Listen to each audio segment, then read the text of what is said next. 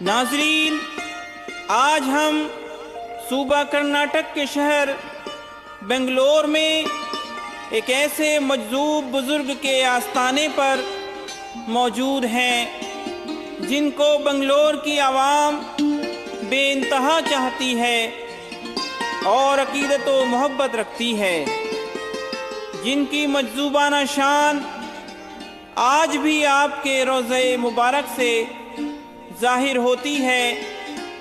ایک عالم کیف و مستی کا ماحول ہوتا ہے اور عقیدت مند دیوانہ وار آپ کے روضہ اقدس پر حاضری دیتے ہیں۔ لوگ آپ کو حضرت توکل مستان شاہ سہروردی رحمۃ اللہ تعالی علیہ کے نام نامی سے جانتے ہیں۔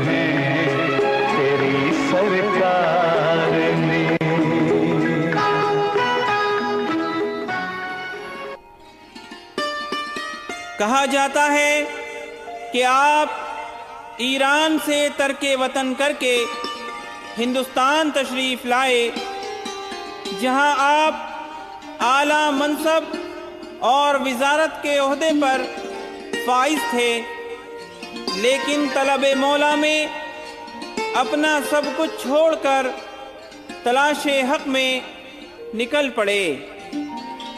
آپ کے ساتھ آپ کے دو بھائی حضرت مانک مستان شاہ اور دوسرے حضرت ٹیپو مستان شاہ رحمۃ اللہ تعالی علیہ بھی یہاں تشریف لائے۔ کیونکہ آپ مجذوب ہیں، اس لیے تاریخ میں آپ کے حالات نہیں ملتے۔ ہاں، اتنا ضرور ملتا ہے کہ آپ ٹیپو سلطان شہید کے زمانہ حکومت میں بقید حیات تھے اور کئی موقعوں پر ٹیپو سلطان شہید کے ساتھ معرکوں میں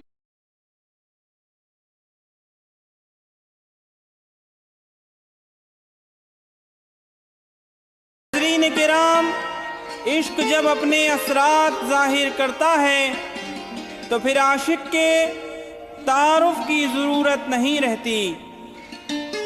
جہاں بیٹھ گئے خلق خدا کا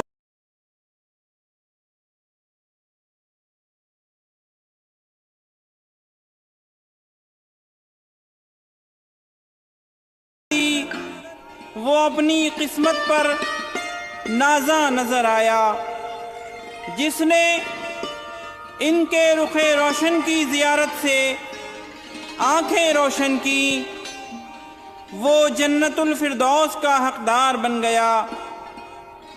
جسے گفتگو کا شرف بخشا وہ مقدر کا سکندر ہو گیا۔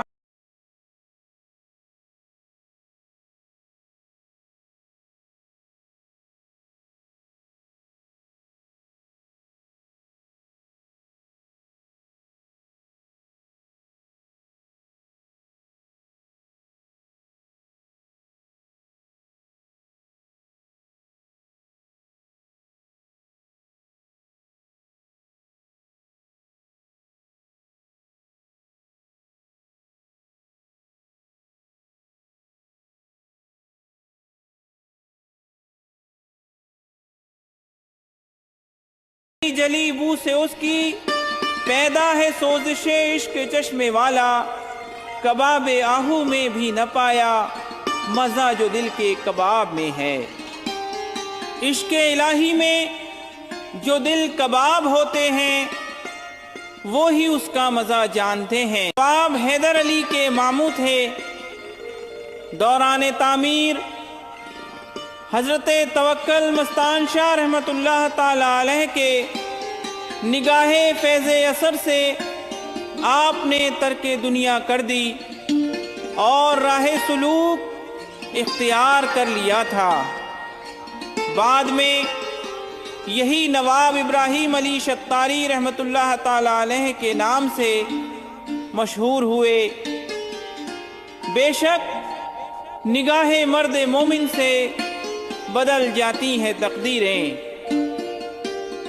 ناظرین کرام، جس وقت قلعے کی تعمیر ہو رہی تھی اس وقت لوگوں نے دیکھا کہ دیگر مزدوروں کے ساتھ آپ بھی پتھروں کو سر پر اٹھائے کام کر رہے ہیں، لیکن پتھر بجائے سر پر ہونے کے صرف ہاتھوں کے اشارے سے ہوا میں معلق نظر آتا تھا۔ جب معمار نے یہ صورتحال دیکھی تو آپ کی جانب آیا اور عرض کرنے لگا، حضور آپ آرام فرمائیں اور ہمارے لیے دعا فرمائیں، میں آپ سے اور کام نہیں لینا چاہتا۔ حضرت مستان شاہ نے فرمایا، تو بھی میری طرح حکومت کا ملازم ہے، اس لیے جو تیرا فرض ہے وہ تو انجام دے، میں اپنا فرض پورا کر رہا ہوں۔ اگر تو نے مجھے بٹھا دیا تو اللہ بھی مجھے اپنی نوکری سے نکال دے گا۔ معمار نے آپ سے پھر پوچھا کہ حضرت آپ کہاں تشریف رکھتے ہیں، یعنی کہاں رہتے ہیں؟ تب آپ نے فرمایا، خدا کی زمین بہت بڑی ہے لیکن انسان کا اصل مقام قبرستان ہے۔ گویا آپ نے اشارہ فرما دیا کہ میں تو قبرستان میں رہتا ہوں۔ جس جگہ آپ کا یہ آستانہ ہے اس وقت یہاں ایک قبرستان ہوا کرتا تھا۔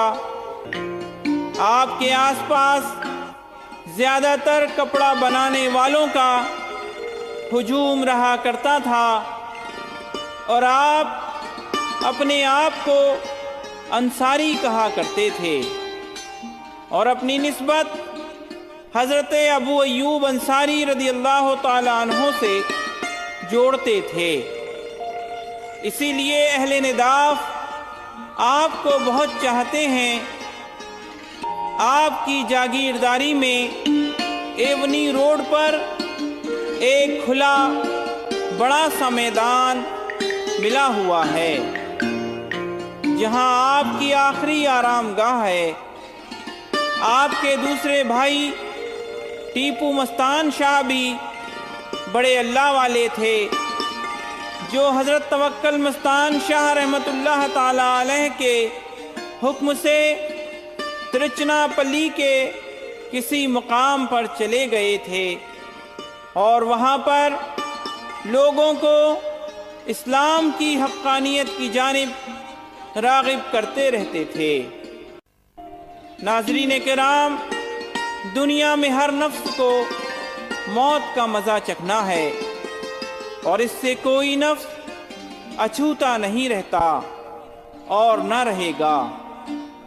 موت سے کس کو رستگاری ہے، موت سے کس کو رستگاری ہے، آج وہ کل ہماری باری ہے۔ مرنا برحق ہے، اس سے کسی شخص کو انکار نہیں ہو سکتا، مگر جو اللہ والے ہیں ان کی شان ہی جدا ہے۔ ان کی موت کا یہ عالم ہے کہ صرف وعدہ الہیہ پورا ہونے کے لیے ان پر موت طاری ہوتی ہے، پھر اسی موت کے بعد ان کے لیے حیات ہی حیات ہے، بلکہ ان کی حیات برزخی حیات دنیاوی سے بدرجہ بہتر ہے۔ اہل حق کو مت سمجھیے مر گئے، اہل حق کو مت سمجھیے مر گئے، وہ تو اس دنیا سے اپنے گھر گئے۔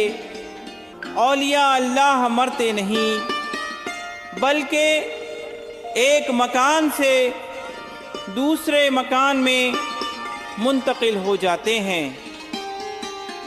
مر کے ٹوٹا ہے کہیں سلسلہ قید حیات، مر کے ٹوٹا ہے کہیں سلسلہ قید حیات، بات اتنی ہے کہ زنجیر بدل جاتی ہے۔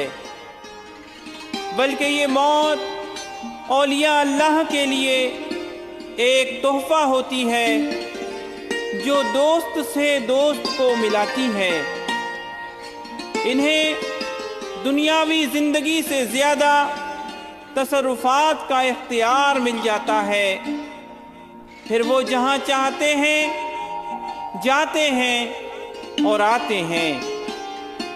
وہ بے سہاروں کو سہارا بھی دیتے ہیں اور بے آسروں کو آسرا بھی دیتے ہیں۔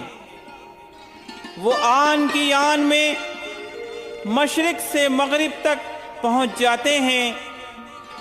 اسی عقیدے کی ترجمانی کرتے ہوئے جناب سید قیصر وارثی فرماتے ہیں، مصیبت میں دی ہے صدا جب بھی ان کو، انہیں اپنے نزدیک ہم دیکھتے ہیں۔ حضرت توکل مستان شاہ رحمت اللہ تعالی علیہ کا وصال بھی بڑا ہی عجیب تھا۔ سب سے پہلے تو آپ نے خود اپنے ہاتھوں سے اپنی تربت تیار کی اور وہیں قریب میں رہنے لگے۔ جس وقت آپ کا وصال ہوا تو آپ کے پاس کوئی نہیں تھا۔ آپ کے قیام گاہ کے سامنے ہی مسجد ہوا کرتی تھی جہاں 5 وقتہ نماز باجماعت کے لیے لوگ آتے رہتے تھے۔ آپ کا وصال اسی حالت میں ہوا جیسے بیٹھ کر آپ یاد الہی کرتے تھے۔ مسجد میں لوگ آتے اور دیکھتے تو سمجھتے کہ آپ یاد الہی میں مصروف ہیں۔ 3 روز اسی طرح گزر گئے، لیکن 3 روز گزر جانے کے بعد بھی آپ کی حالت میں کوئی تبدیلی نہیں آئی۔ تو لوگ قریب گئے، تب دیکھا کہ آپ وصال فرما چکے ہیں۔ پھر آپ کو اسی تربت میں دفنا دیا گیا جس کو آپ نے اپنی حیات طیبہ ہی میں بنا لیا تھا۔ آپ کا عرس مبارک ہر سال صفر المظفر کی 19، 20 اور 21 تاریخ کو بڑی ہی دھوم دھام سے منایا جاتا ہے۔ اراکین عرس کمیٹی نہایت ہی خلوص و عقیدت